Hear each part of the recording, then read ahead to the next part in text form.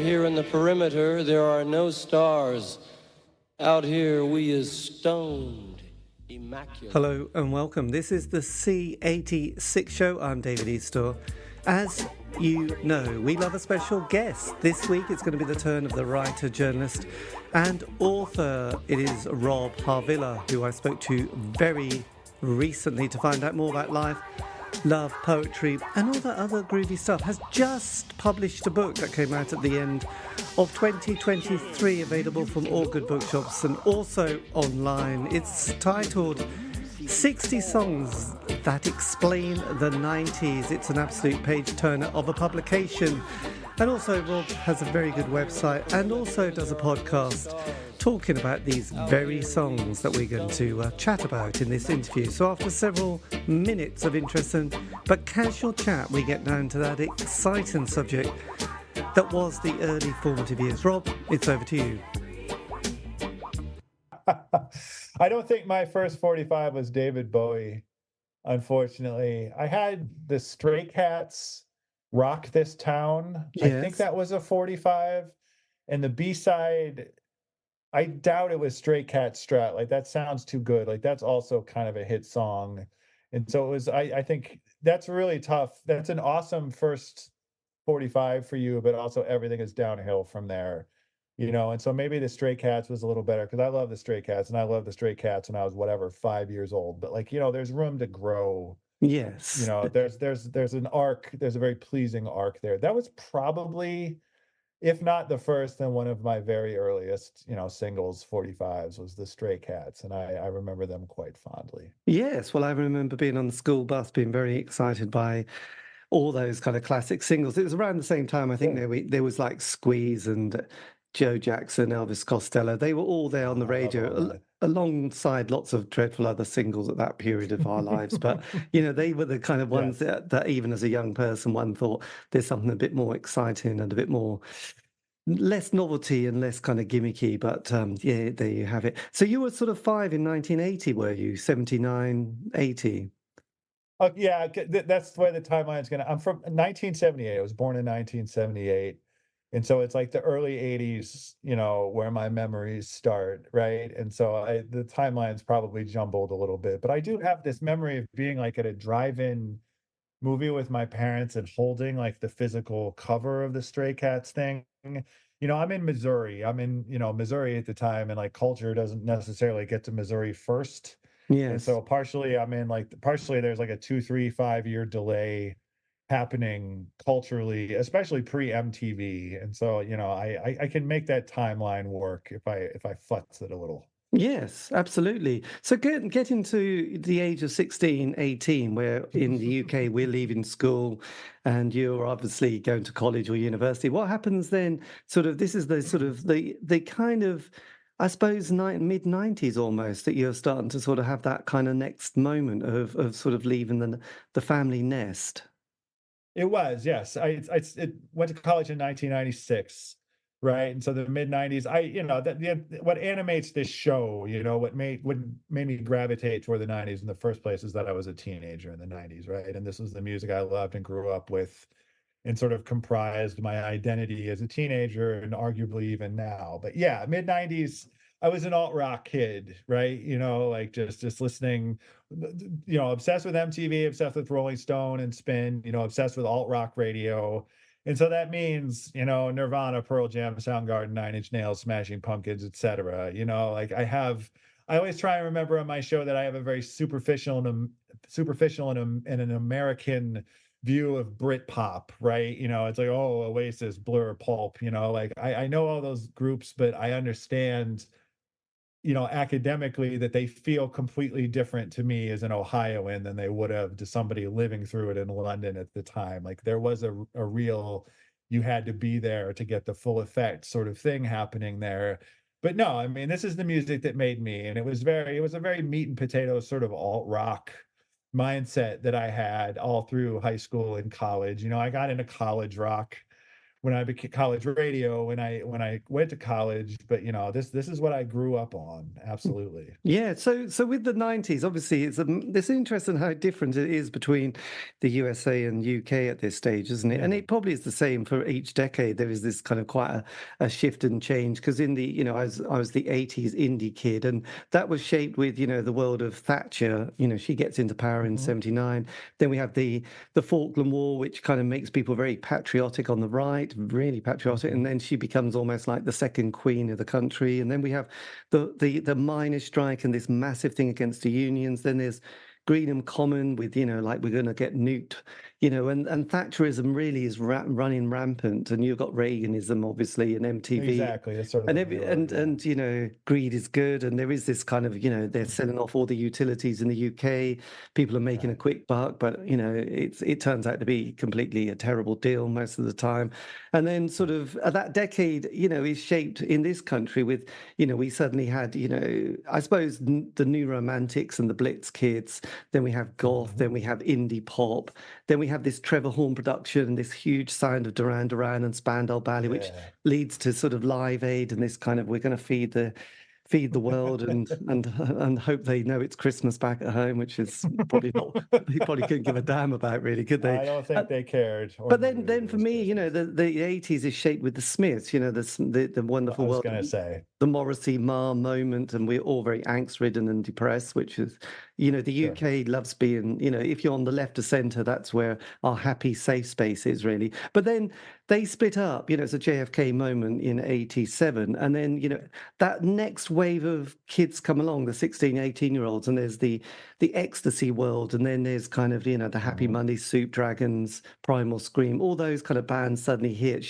The Detroit Sound, Chicago, all those raves. And then Seattle appears and the 4AD world of, the Pixies and Throwing Yeah. Muses and all that. And suddenly the shift is then going into that other world, which is we all start to love again in the 90s. And then suddenly you get all these blokes with long hair, the Jack Daniels singing songs about their, problems with their stepfathers and all that kind of malarkey. So that kind of comes Sure. along, which obviously helps create the Britpop period of not really wanting to see, those guys from Pearl Jam strutting around pretending, it's like, Yeah. it's a weird kind of transition, isn't it? And again, it's quite nice in the sense that it's so different between the fey kind of Jarvis Cocker to the world of, these beefy blokes in their check shirts, kind of, Yeah.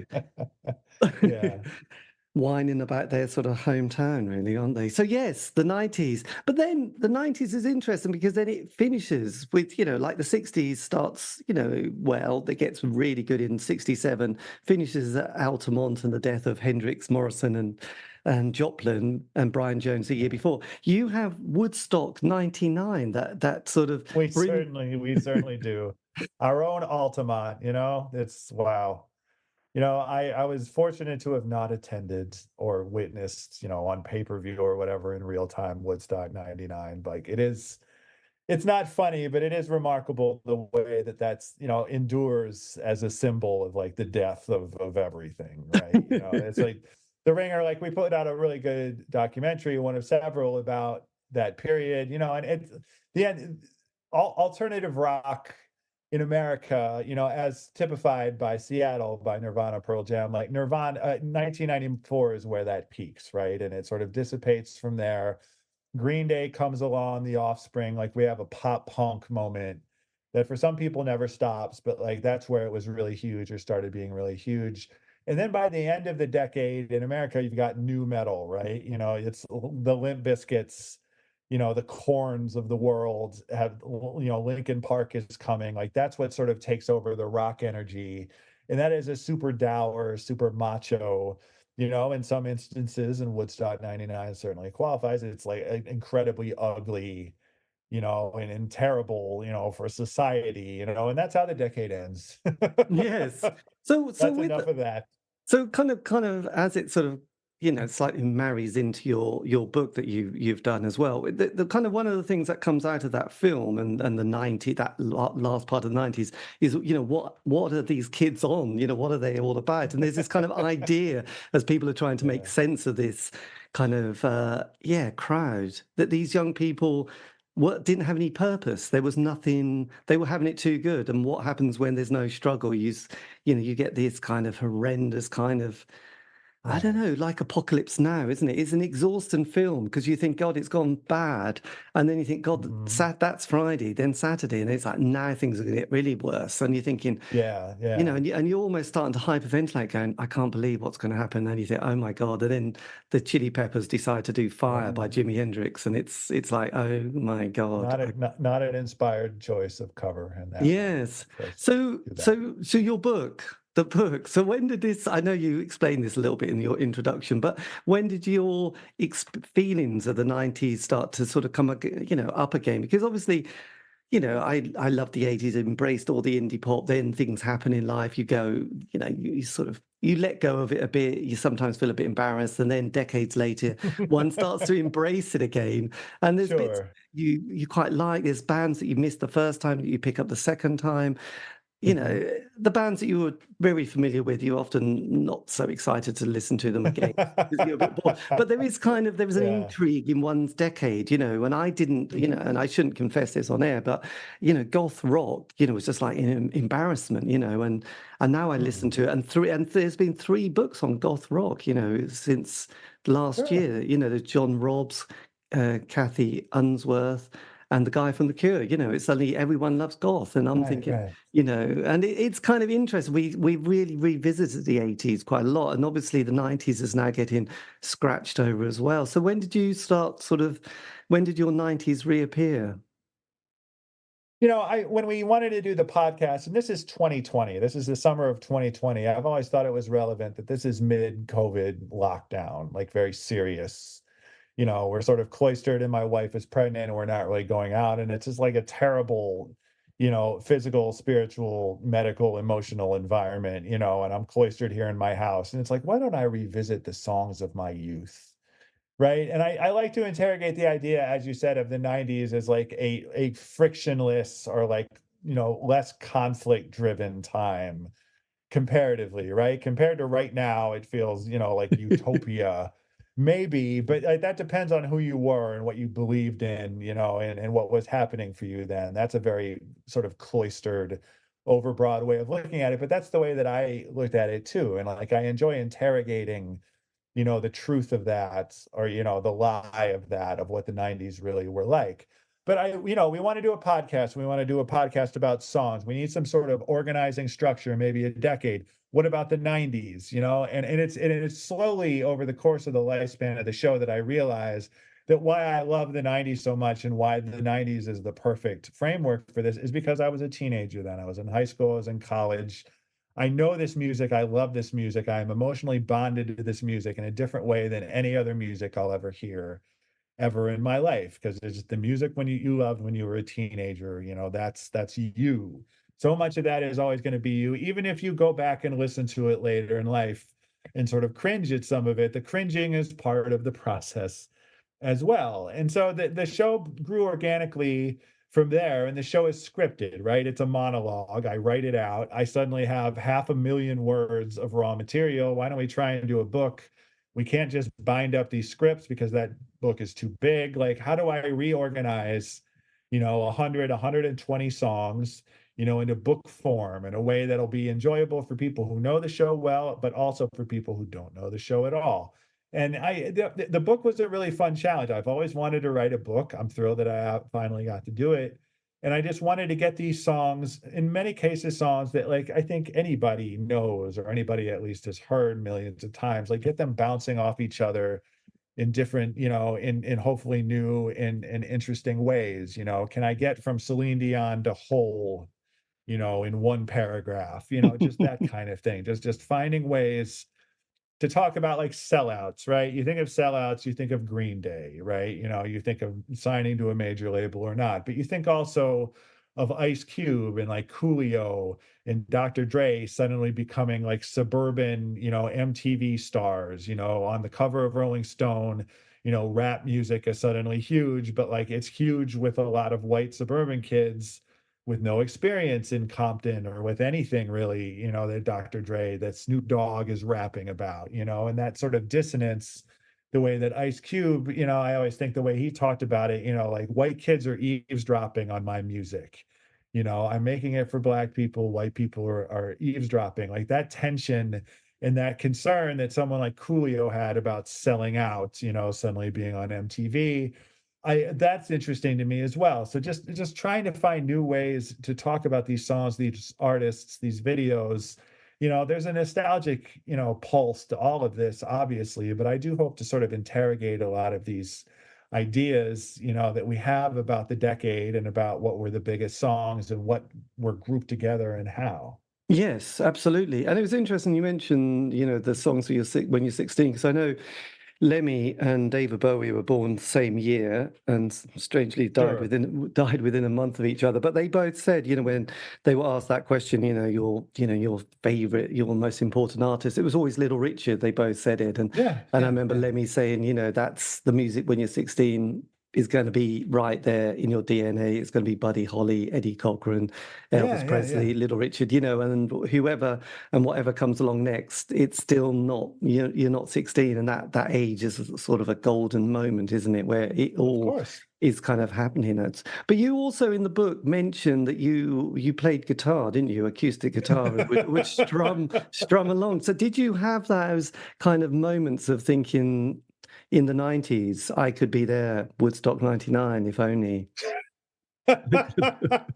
Hopefully not. I did not directly aspire to be at Woodstock 99, but sure. I mean, lame rock star fantasies are another crucial part of the teenage experience, right? I got like a cheap electric guitar.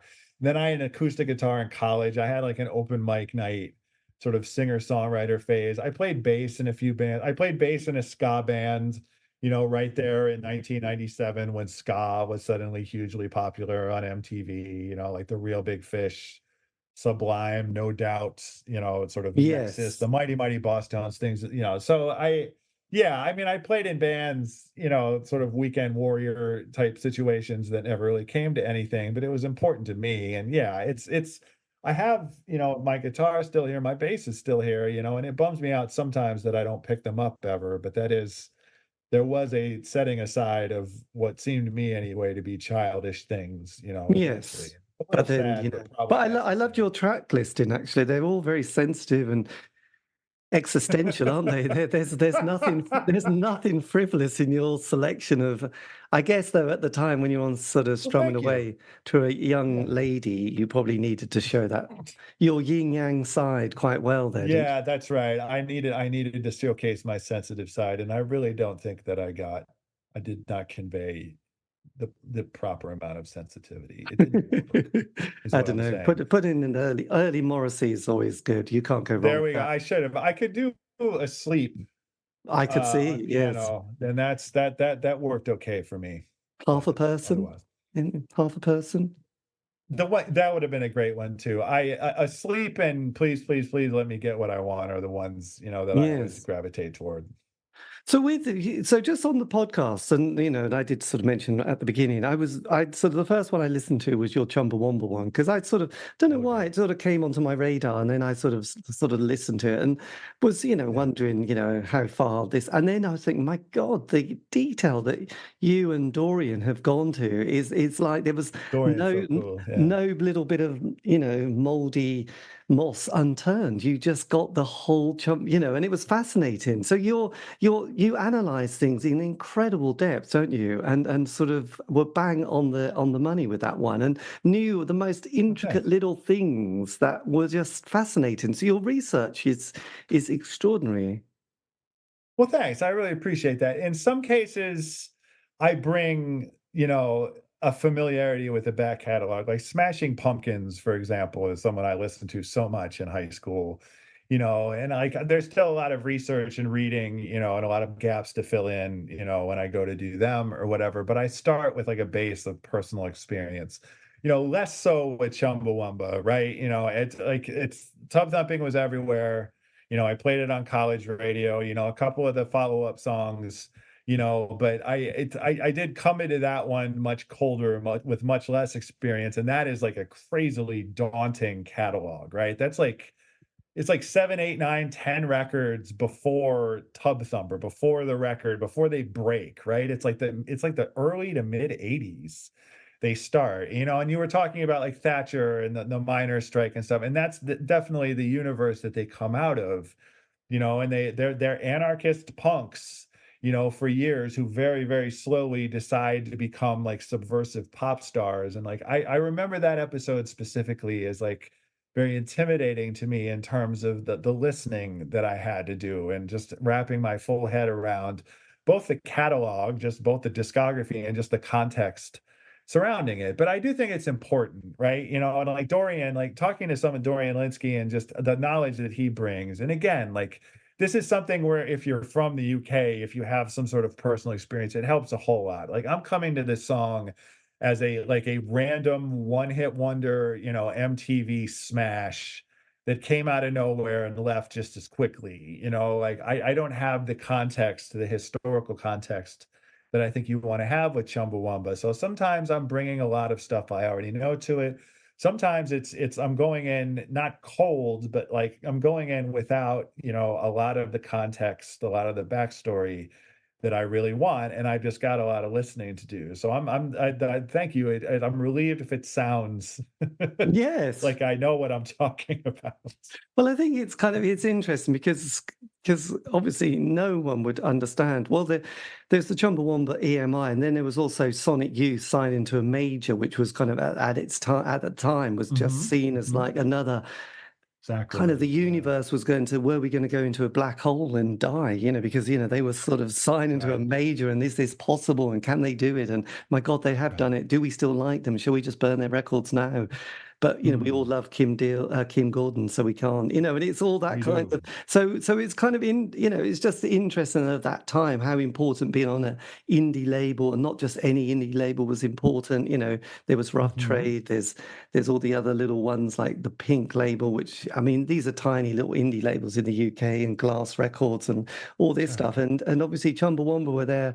Beginning with their little kind of selling cassettes of their stuff, and Mhm. listening to it now, it's appalling, terrible music, really, but Yeah. it is. Yeah, It some is, of it is, and great explanations of what their song's about. But you think, oh, because some of the music you can go back and listen to and think, there's quite a lot here. When you listen to bands like the Concert Angels or the Chameleons, the Sound, This Heat, there's a lot of Mhm, really mhm. interesting. And Chumbawamba have got very little musical talent, and these kind of bombastic, kind of overly political songs, which Pretty it's explicit. torture, really, isn't it? And and then there's this kind of conflict, and they think they're very clever, and that's why the music papers hate them. But it's I think it's just because you're just terrible, But you've got this very loyal audience that are gonna go to all your gigs and love it. And at that Right. time, in the UK, we had the great the Socialist Workers' Party, the Anarchist Party. I mean, obviously they hated each other because one Sure. wasn't more extreme than the other. There was the left Mhm. always liked to kill them, shoot themselves, and then leave Still the do, door yeah. open to the right to walk straight in and go, oh, thanks a lot, we'll have another 4 years of this then, while they sort of Right. squabble about the type of Ecova washing powder they should be using or something major. And then there's Red Wedge, and I don't think Chumbawamba were even part of Red Wedge because that was probably too middle class. It was these kind of Yeah. things. So the fact that they managed to have this hit single, and it was interesting in that show. I know we're focusing now on, but the fact that when you break it down, none of it makes sense, does it? That song, Tub Thumping, is. Yeah, it just they're sort of interesting. It's not all of their music is great. I didn't enjoy myself 100% of the time, right? And what you have to get used to with them with Chumbawamba is how explicit they are, as you say, like just how there's no subtext. It's just the preachiness, and the excessive sort of brightness of it. It's a very strange tone to wrap your head around, but it was sort of fascinating over the course, again, of like at least half a dozen up to 10 records, like them slowly trying to come up with like a hit song where they could rage against the machine from within the machine, right? Like you don't see very often a band that self-identifies as anarchists who live the life, who walk the walk and talk the talk, maybe excessively, like also trying to become pop stars, and to make pop music that will appeal, to a plurality, like to everybody, and thinking about Tub Thumping as a song, it's ridiculous on one hand, like it's ridiculous, like just as a drinking song and just to hear it playing in a stadium between innings at a baseball game in Cleveland, Ohio in the mid 90s or late 90s. You're like, what the hell is going on here? But like the dissonance is part of the appeal, like the sheer randomness of it, the unlikeliness of it, the way that these things don't really work together and this song doesn't really work in this space or shouldn't, but somehow it does. Like all of those contradictions and all of that dissonance, like that's what makes that song so popular, whether you're conscious of that or whether it's subconscious. Yes, and it was, and then just the other part which was quite interesting. It reminded me. I must admit, during the 70s when I was growing up, I had an older brother who was really into prog rock, and I used to sneak into his room and listen to these Excellent. records, and Sure. became quite aware of the world of, Yes, Genesis, Wishbone Ash, and the solo work of Rick Wakeman. And one thing I noticed with prog rock is that the bands, when they did their number, and that's probably why they all were so long, each number would, a snappy record would last 5 minutes, wouldn't it? Mostly there was like 8 or 9, but they all had to have their little moment, their keyboard player, the Right. bass player, the singer had to do his, they had to be a little bit, and Yep. funny enough, with that, Chumbawamba, you pointed out in that podcast and elsewhere that each member almost has to have their little moment in a song.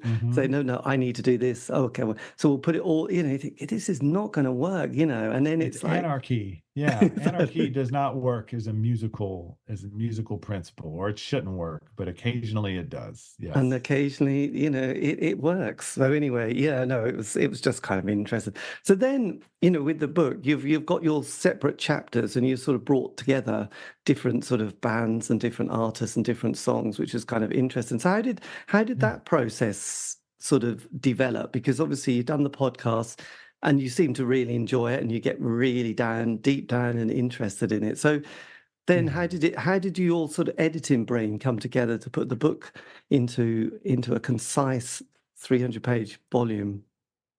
It was daunting, right? Because I'm looking at a spreadsheet, and at the time I was writing the book, I had done 90 episodes, maybe. Yeah, about that. And I have a bunch more songs that I want to add. So again, it's a spreadsheet of 100 to 120 songs. I got to get these into 10 chapters. I need 10 chapters, 10 organizing principles.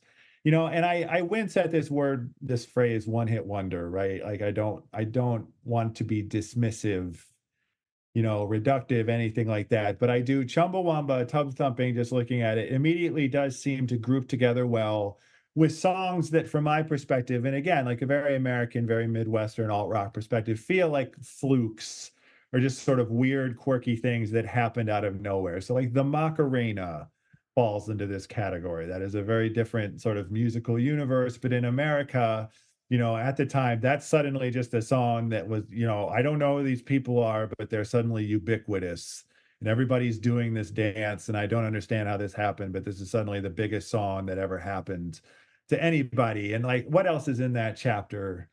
Blah, blah, blah, blah, blah. Like it's like something like Santana's Smooth, right? Carlos Santana, obviously like this rock star, this beloved figure, but a classic rock figure. But suddenly in 1999, he's back with like, he wins like 12 billion Grammys in one night, sells 10 million copies of like this record where he's playing with the dude from Matchbox 20. And suddenly Smooth is a song, that we're still like making jokey memes on the internet about like 20 years later. Like Chumbawamba, Tub Thumping just immediately slotted in America, like Achy Breaky Hearts, right? Like just like country songs that suddenly come out of nowhere and blow up and are ubiquitous and start a line dancing craze. And like people get really sick of them and people start performatively hating this song. Like I just trying to find spiritual ways to put everything together. And some of the groupings in these chapters are, that kind of structural, cultural, musical sort of thing. Some of it is personal to me, like the last chapter is big, just big feelings, and it's just songs that I have a personal, very intense connection to that don't really cohere, outside of that framework, like Lisa Loeb and Tom Petty, and Janet Jackson, what unifies that chapter is me, just stuff that Mhm. happened to me, and so I try to get a mixture. I've been a rock critic for 20 years, and I can try to do anyway that sort of wonky analysis, thing, and I do plenty of times, but I wanted, it's not a memoir in the classic sense. It's not that I think I'm inherently a fascinating person, but I do think that, from the pure nostalgia standpoint, like the way that these songs group together in your head is not based on genre, or region or micro era of the 90s or anything particularly logical or cultural. It's just they're personal to you. You have your memory of hearing Crash Into Me, when you were on a road trip to wherever with whoever, and that song meant so much to you and you'll never forget it. And you have that memory, and it's nobody else has that memory. No one else can really understand what this song means to you, but you know it and you remember it every time you hear it. And that's a beautiful thing too. Yes, absolutely. We do. Yes, that sort of whole experience. Because actually, you mentioned the importance of Lisa Loeb in your life, don't you? Quite a bit at the end of this chapter. Yeah, and that was a tough one, right? Because like the story there is okay, good. I was at a funeral, I was in high school, there was a car accident, a very good friend of mine died in a car accident. I'm at this funeral, surrounded by people who are crying, and Lisa Loeb's Stay I Miss You is playing over the PA because that was one of her favorite songs. And so every what's weird is sometimes I hear that song now and I remember all that, and sometimes I don't. Right? Sometimes it feels like that association is so intense and so, destabilizing, that sometimes I just hear Stay as just a pop song that was very popular when I was a kid, when I was a teenager.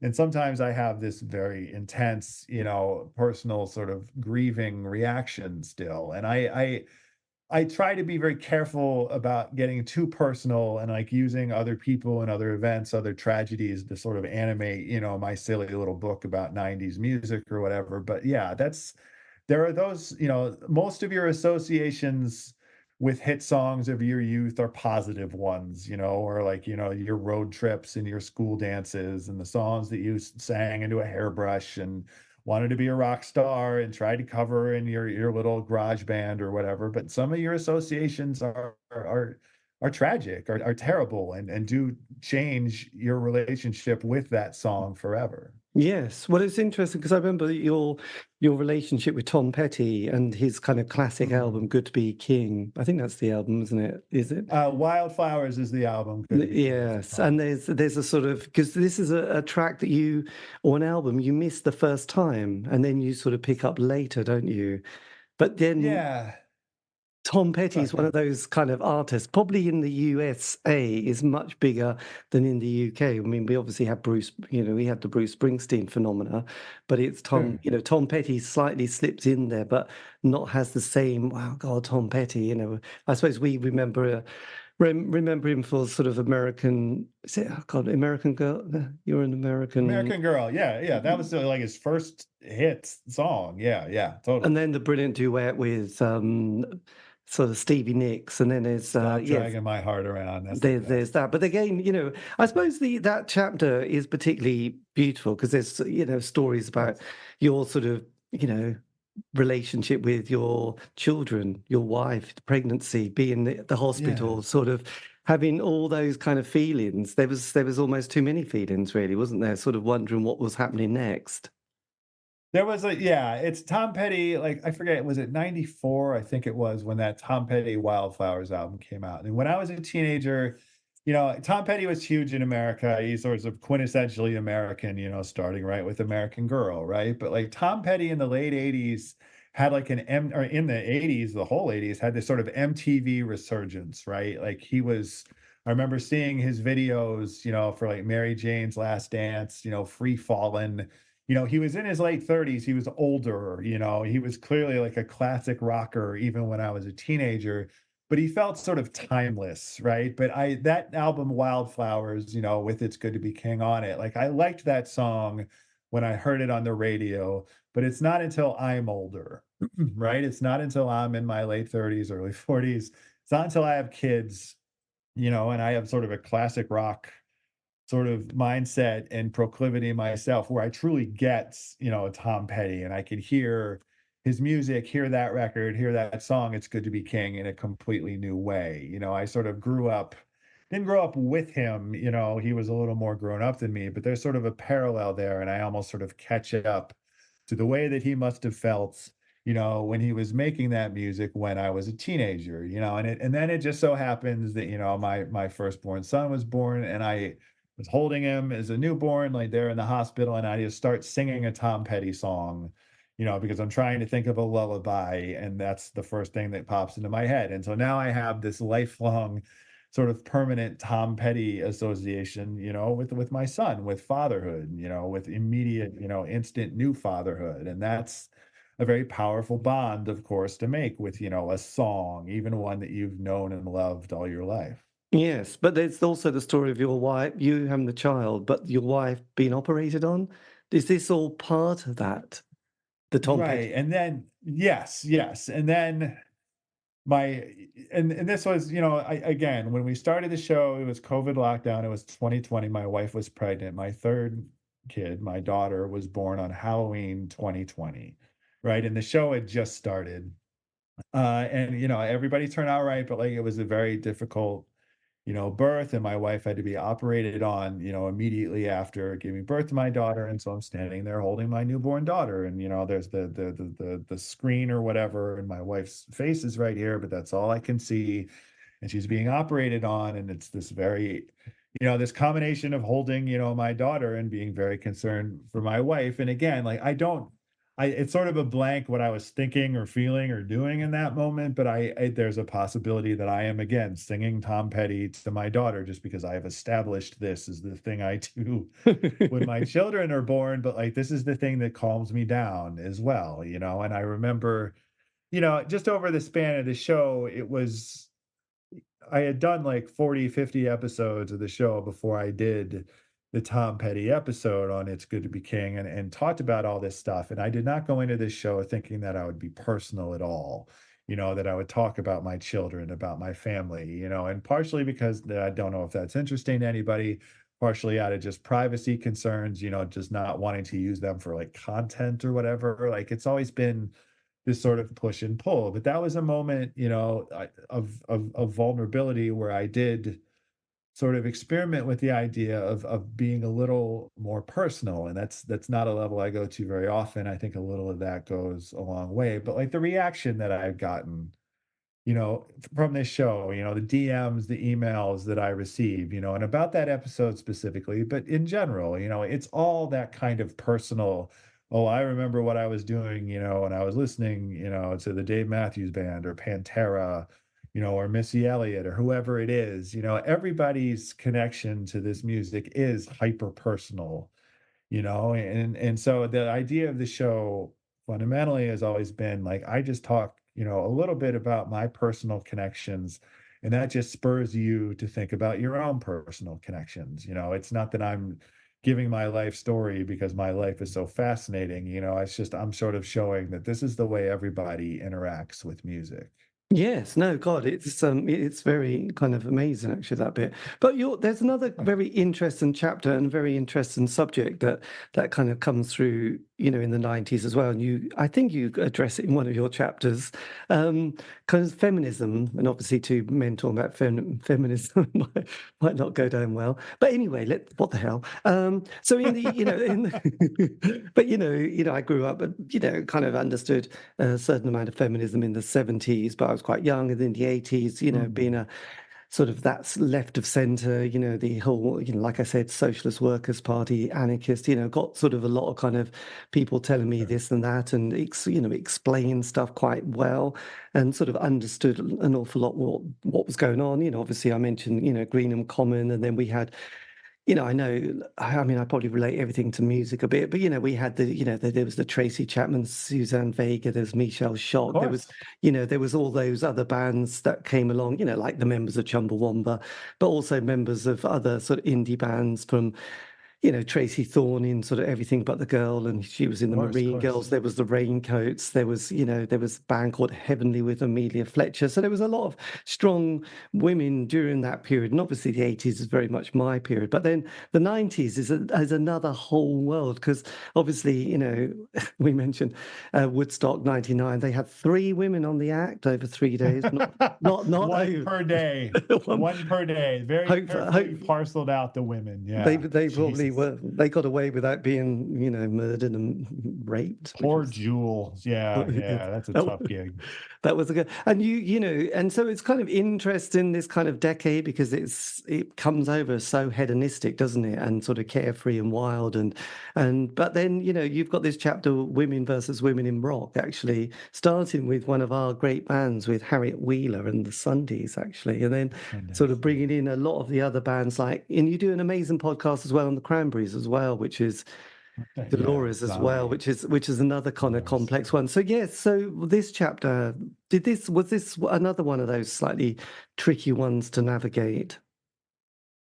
Absolutely. So I'm a teenager, obviously in the 90s, and so I'm sort of coming of age, and learning about feminism, and being inundated with women in rock, as like it's being presented to me as a genre, women's music as a genre in and of itself, up to and including like the Lilith Fair. Like the way the Lilith Fair was received was as this sort of weird, just all the women would get banded together, and it was a beautiful thing, but it was a very stereotyped thing as well. And the most harrowing moments for me in doing research is going back and like reading interviews from the 90s with, female stars, reading Tori Amos's press or Fiona Apple's, right? And just the condescension and the hostility and just like the blatant misunderstanding and stereotyping of what they were saying,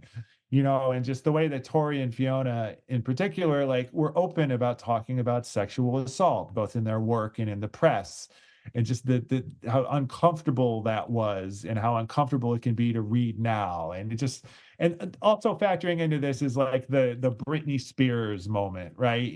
Like I was thinking about this chapter at the time when, Britney Spears has been on this sort of public journey, where we were in a moment a couple of years ago where we were making all these documentaries about how terrible we had been to Britney Spears, at the time, right there in the late 90s where we're crazily over-sexualizing her.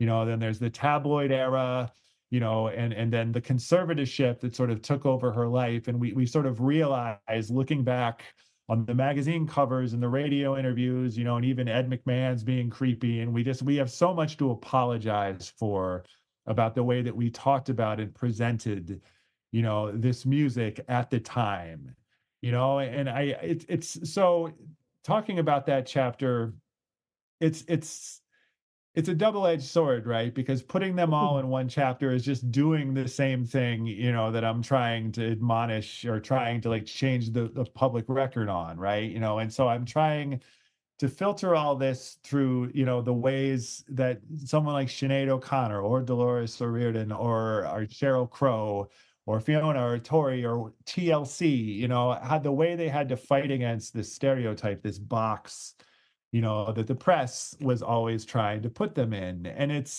Sinead O'Connor is another example, right? Like you think about Britney Spears, shaving her head. You think about Fiona Apple at the VMAs saying this world is bullshit. You think about Sinead O'Connor tearing up the picture of the Pope. You think about Bjork in the swan dress. These moments that in real time are picked up by the media and treated as like these prurient, sort of outbursts, that show how volatile these women are, and they're covered as these wacky, little moments. But in time you discover, you realize like, the power of the political statement that Sinead made. And like Fiona was telling the truth, this world is bullshit, you can still enjoy it.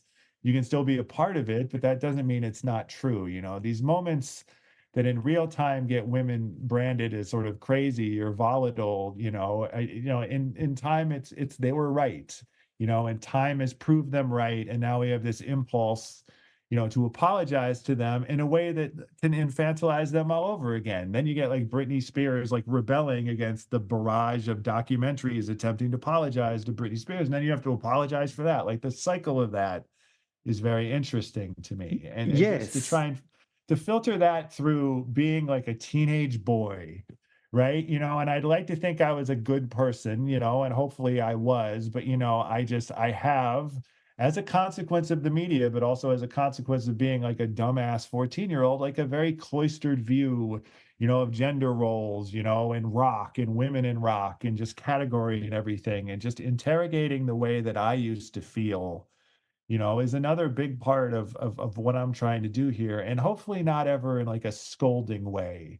I'm not trying to be pedantic. And I mean, part of that chapter is like, don't call them badasses. Like, don't say, oh, this Sunday song is so badass. Like, just that's a way of, that's a very corny way of trying to praise women, by putting them, in the same context as like men, as Rage Against the Machine or whatever. Like, just be cool about it, Rob. Like that's what I'm trying to do in that chapter to myself. But there's a lot to consider there, and I try and consider it all without ever getting too pedantic or it feeling like a very special episode of a sitcom or something like that. I don't want to lecture anybody, or even myself Yes, necessarily. well, absolutely. And also it's interesting because the music papers, in this country, we had the three weeklies like the NME Sounds Melody Maker, and then we had those kind of other ones like Q and Vox and Select came along, which sort of Yeah, put yeah. themselves very much into the world of Britpop, and there was Kerrang.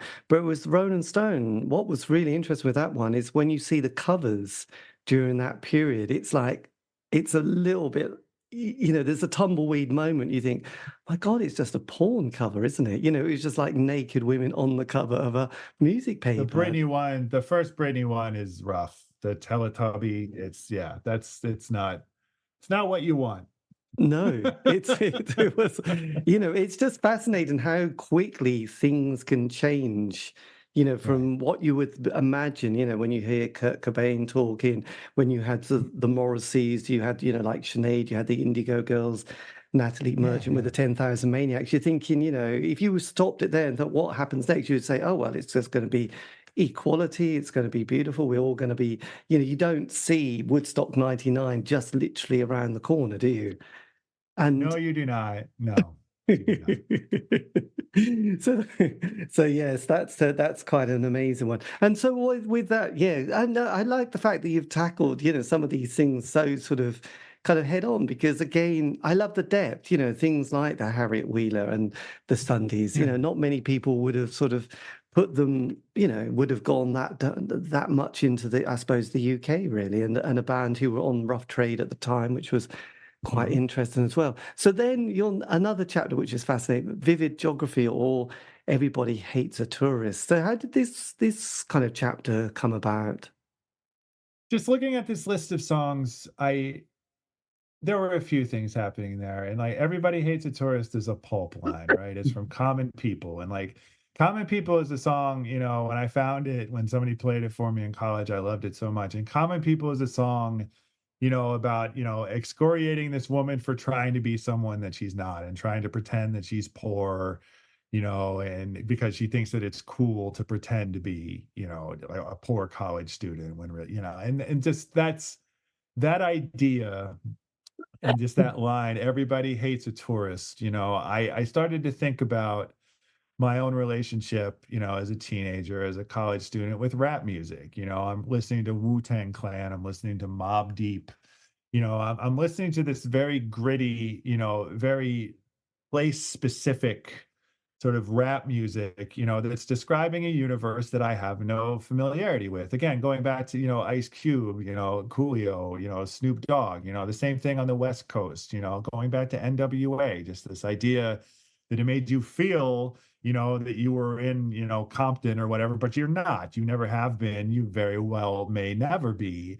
and so it's you don't understand. You can love this music, you can memorize, the words, the songs themselves, but you don't know what it's like to come from this place and to really feel these feelings, and then you think about people like Bjork or Missy Elliott, people who are so good at creating alternate universes, who feel almost like space aliens or like people from the future, and just the feeling that you get listening to a Missy Elliott song or watching a Missy Elliott video. And the same with Bjork, like just the world building literally that they're able to do can make you feel like you're having an out of body experience. But again, like, you don't really know this person or where they're coming from or what they're about, and it's there's a difference between, loving a musician and being able to credibly say that you've ever walked, a mile in their shoes or whatever. And just the way music creates these connections, but you have to be careful about assuming too much, about the place that they come from and about what they're saying. This was a weirder one to sort of cram all that together into one chapter. But I really loved, the challenge of that, of trying to find a way to talk about Bjork pulp, in the Wu-Tang Clan, in the same breath, and I really enjoyed writing that chapter, even as if it was kind of tough to figure out how to do it.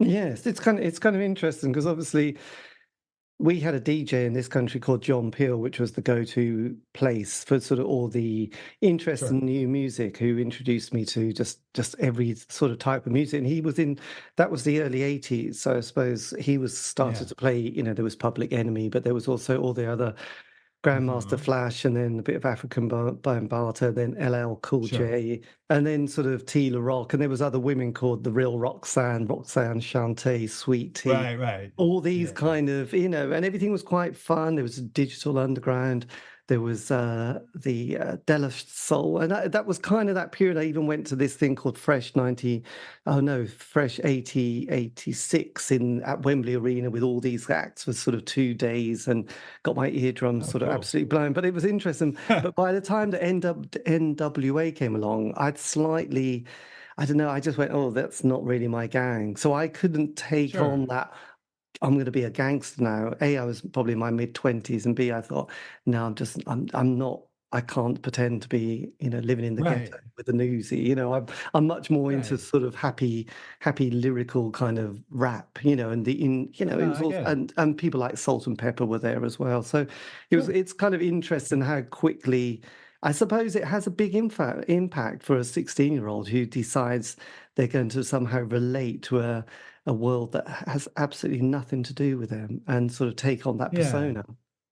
And it's not like conscious. It's not like you listen, you're a 16-year-old and you listen to the Chronic and you're like, wow, like I totally understand. Like there's always a part of you that gets, that feels, and hopefully respects the distance between you and Dr. Dre or whoever. It's not that it tricks you into thinking it, but it's just trying to figure out how to be conscious of that distance, and respectful of it, but still loving this music and really having an emotional connection to it. It's not that that's wrong or faulty, to feel so strongly about this music, but just holding in your head simultaneously the idea that I have no idea where this person is actually coming from, and yet I have, this very deep, profound, emotional connection to them anyway because I love their art so much. That's a very challenging, but very rewarding dissonance, to sort of play with, as a writer, as a critic, and still as a listener.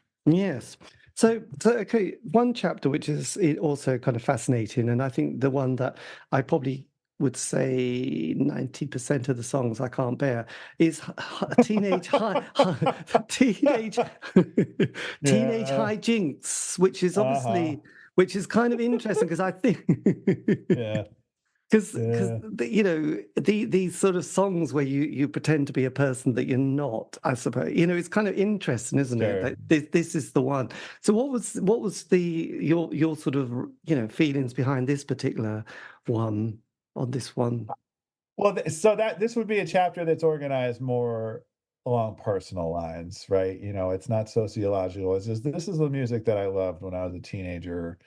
And just it's funny, I'm having trouble, like Rage Against the Machine is in there, right? I believe that chapter starts with a description of me attempting to toilet paper a mailbox after a Rage Against the Machine concert. Like I'm trying to wrap toilet paper, like it's like the blue thing, and like it's falling off because the shape is it just didn't work. It just an especially hapless act of failed suburban teenage rebellion is how that chapter begins. But it's I wondered when I started this project if I would go back to the music that I loved in the 90s and it would embarrass me, and that didn't happen. I'm relieved that it didn't. I'd like to think I'm a smarter, broader minded, more compassionate person now, but I can go back and listen to whatever it is, Nine Inch Nails, Pavement, Smashing Pumpkins, whatever, and still get the same sort of visceral emotional thrill, or at least a piece of it that I got when I was 14. I can Mm. look at it with a little more, I can look at it with, like more of a critical perspective and more of like a mature emotional perspective and like think about what was really going on there and sort of wonder at how emotionally bonded to Trent Reznor I thought I was when I was 14, as he's describing, whatever the hell Trent's describing. Like our experiences are not remotely the same. And I don't know how I ever convinced myself that maybe they were. But Mm. I do have a fondness for myself as a teenager, and I do, there's a special place in my heart for the music that I loved at that time. And I hear Pearl Jam differently now than I did when I was a kid, but there is enough of a through line there, and enough, sentimentality, not too much, but not no sentimentality, right? I understand. Certainly, this podcast is animated by nostalgia and Mm. animated by the idea that nostalgia in and of itself is, if not a bad thing, then an insufficient thing. It can blind you, to the truth, to your own truth. It can blind you to, how good we had it in the 90s. It's a distortion field of sorts, and there's an allure to it, and there's especially an allure to it, when things are terrible in the present. But I want to try and complicate, the stereotypical view that we have of the 90s in general and that I have of my own teenage years in particular. But I can still listen to Rage Against the Machine now, and feel that same sort of, awesome energy that I felt as a kid, but also think of me, toilet papering a mailbox and, laugh at myself a little bit. Yes, but then I mean, Radiohead. I mean, I remember John Peel Yeah. describing Emerson, Lake and Palmer as kind of a waste of electricity. I mean, I have the same feeling with Radiohead. So how do you... Okay. Yeah. So That's because funny. I suppose when Karen Carpenter sings "I Say Goodbye to Love," no one seems to care if I should live or die. She really means it. Ian Curtis, Morrissey, and his Smiths. But Yeah, but yeah. but but Radiohead, I'm a creep. It's like if they were your neighbours, you'd happily give them the keys to feed your cat, water the plants. I suppose what I Right. find is Very difficult is reliable gentleman. Yeah. they're not like members of Throbbing Gristle. You wouldn't think, oh my God, No, they're not. Genesis Peoria just moved next door. Things might That's a go different weird. vibe. Yes. So I suppose, and then you got Under the Bridge, and all this dramatic stuff, with Yes. a November Rain with that horrendous Oh, video, please. and Yes. it's these are the songs are really cringy, aren't they? But do you still love them? I do. Again, yes, I can go back and I can watch the November Rain video and be like, "Oh my God, like what he jumped in the cake," but there's still enough of that teenage feeling, that feeling of genuine awe, confusion also, but awe, and just this sort of reverence of rock stars, that is the currency of youth, but I maintain enough of a connection to it where I can still feel, some measure of that effect, and again, like I bring a little more to it now, a little more maturity, but like I can't, front like I don't still love these songs, in particular. Radiohead is funny because I loved Radiohead. OK Computer was my favorite album of all time for a solid 5, 10, 15, 20 years there. And Radiohead was one where I did go back and listen to them, and I didn't quite love them as much as I loved them when I was 17, 18, whatever. And that made me very sad, but I suppose that does count as growth to some degree. I'd like to think that Tom York would understand. You do got to grow up at some point, but I can't pretend like I didn't love that music in real Yes. time, and I still love it now. Even if I can, chuckle at it or chuckle at me loving it a little bit. Yes, I think, I suppose I wanted to sort of move on with the Smiths, and I did for probably a few decades. Sure. But when I've listened to them again, I kind of can still. I Yeah. don't know if you have this thing when you listen to a record and it's a hit, and even if you didn't like the band, you don't particularly even like the song.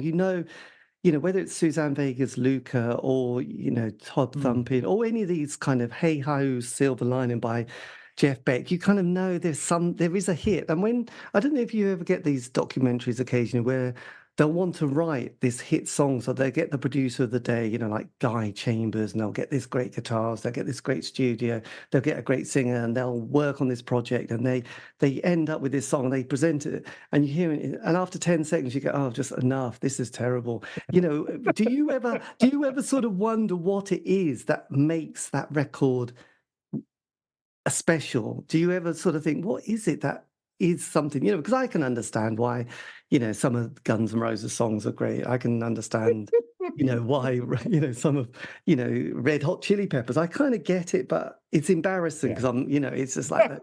Because his lyrics are so ridiculous and Very ridiculous. Yeah. and when he puts a little Irish accent on once or twice, it's just like from his last That's album. he's been doing that lately, and I don't know what that's about. That's his version of maturity. He has somehow conflated, old soul, maturity with Irishness, which is really quite fascinating, but it's bizarre. Um,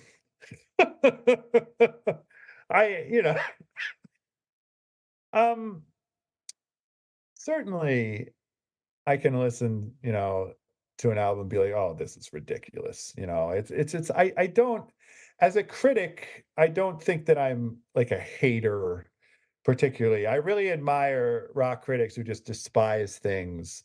It can write these beautifully, vitriolic, 0-star reviews, of an album that they just can't stand, and that's a very satisfying, justice has been served sort of feeling to read somebody who really can do that well, who can really hate with true eloquence and passion. And that's never, I've always been, a little too, like, I don't know if it's like like lapsed Catholic, like sort of Midwestern conflict averse sort of impulse that I have, but like it's hard for me to absolutely hate something, and I find myself subconsciously and then just consciously like trying to find the good in it and trying to imagine the person who loves this and why, and I can create enough common ground between myself and this hypothetical person who loves Under the Bridge, or even like the Macarena, or even like Billy Ray Cyrus, or even these things that, it's not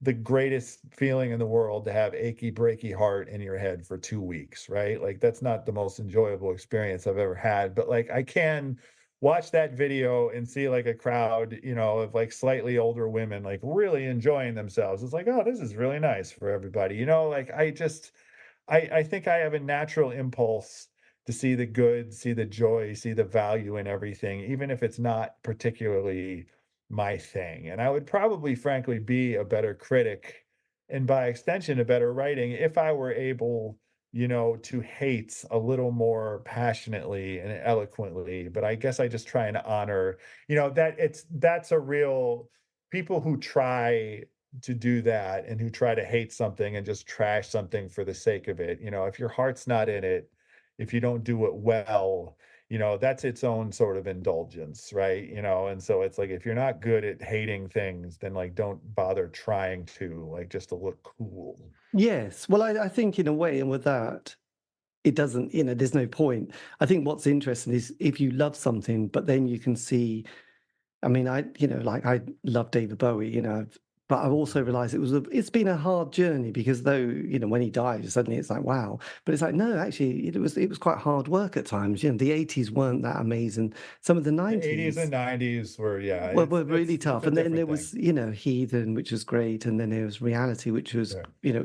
it was easy, it was okay to like, but, some of the 90s drum and bass stuff wasn't good. But, it was kind of also fascinating to go back and listen to or just be aware of those records and feeling so disappointed and knowing you just spent money, so you had to go and listen to them at least for 2 months to get your money's worth. But it was painful, Right. and looking back, it's still but it comes from a place of love. If I just hated something, I can't see the point. You might as well just move on. There is, like Right, you say, right. there's no point.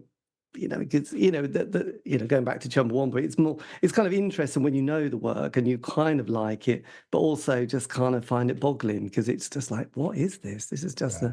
it's a fascinating thing. So yeah, and just Yeah. your last chapter, one of the last chapters, your myths versus mortals. This is the one which is full of tragedy, really, and sort of Right. dying, really, isn't it? So again, this is another fascinating kind of group of artists that some have kind of been much bigger now, some are not so big, really. So how did you sort of bring this one together?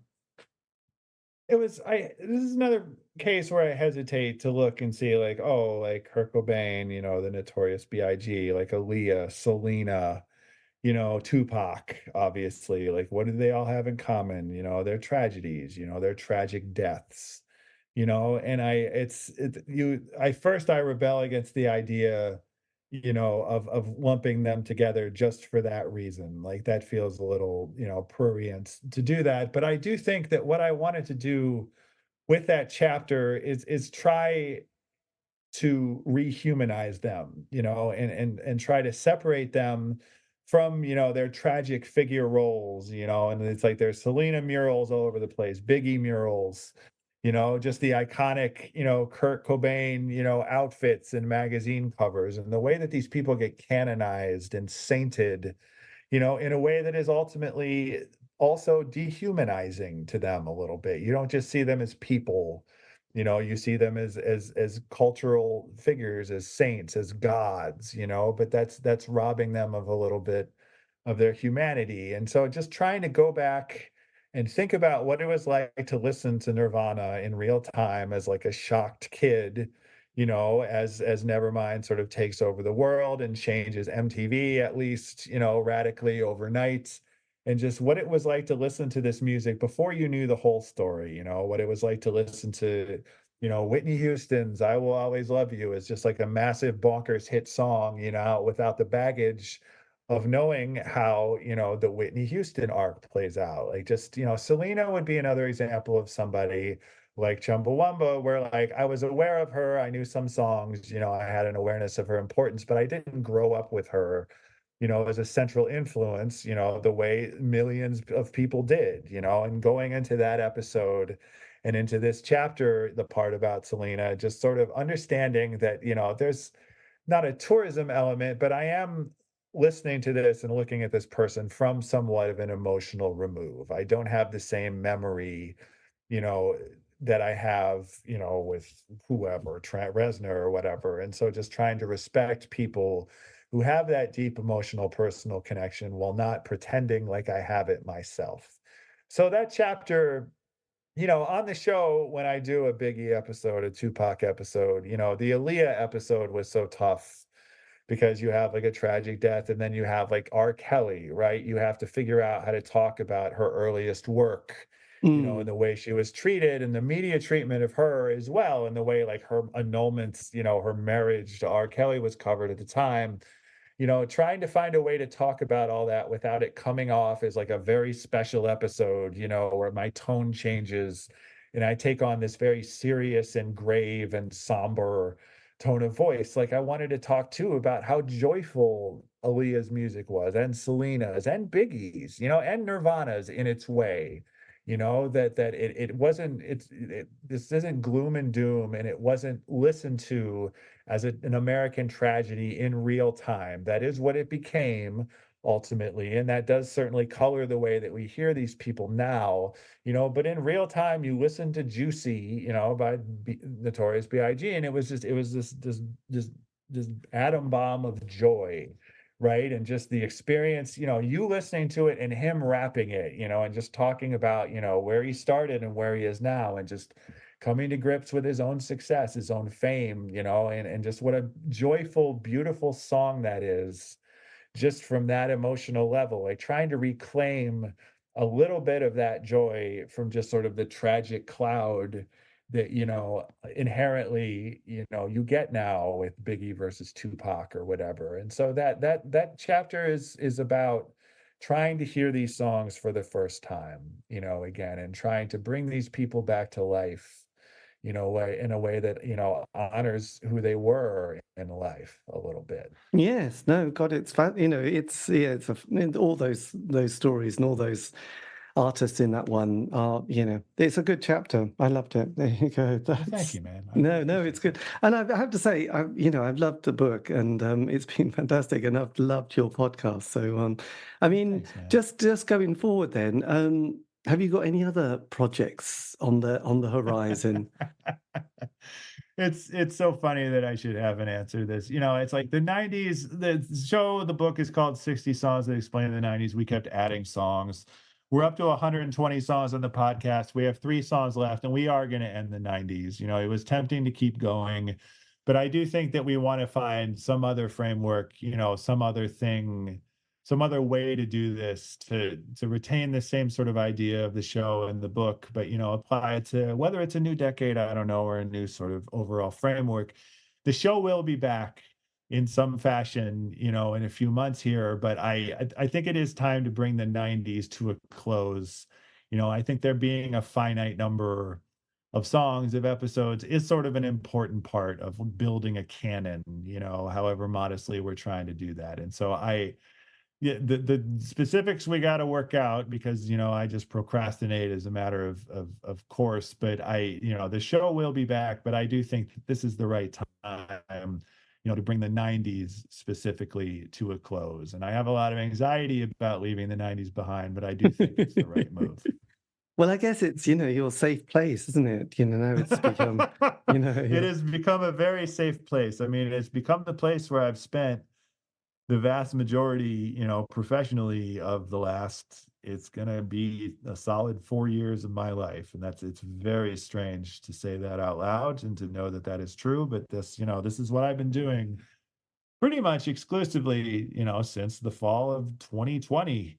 But it's again, like the reaction that I've had, and it's just just DMs, emails, just people saying nice things and telling me their own stories. It's been the coolest reaction that I've gotten to anything I've done.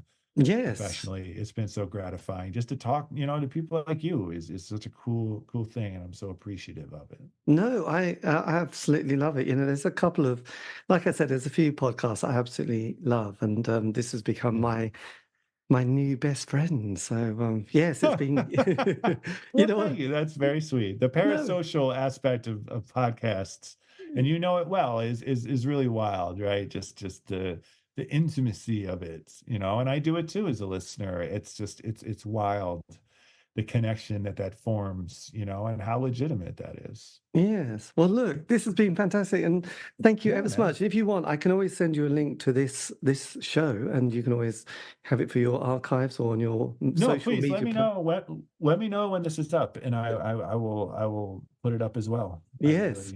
But Absolutely. look, thank you ever so much. I'm going to go to bed now. But look, have a great evening. And Holy shit! What time is it? 11? Yes, It's 5 hours, I think. Oh man, I always forget that. Yeah, go to bed. Please. Go to bed. Okay, I will. Okay, look, thank you, and loved it. Okay, take care.